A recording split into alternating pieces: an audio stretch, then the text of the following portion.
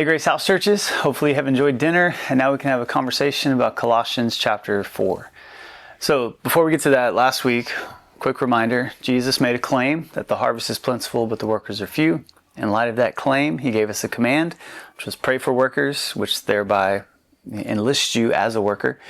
And so that vision is how we should move into the world. The harvest is plentiful, we work for the harvest. Now, but the data shows that most Christians are not comfortable enough to share the gospel. So 91% of believers have not verbally spoken the gospel to someone. And we just named it.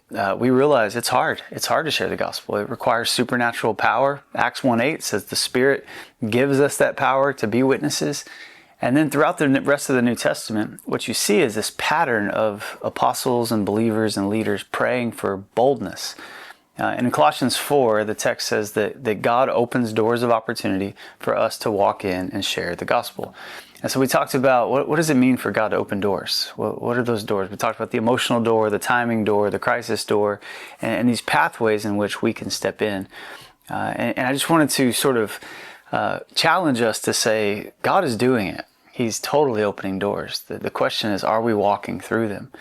Then the text goes on to say, we should pray for boldness. So when that moment comes, we can articulate the gospel. We can speak it, not just show it, not just model it, not just be kind, but actually have the boldness to speak the gospel clearly, which means we should know the gospel.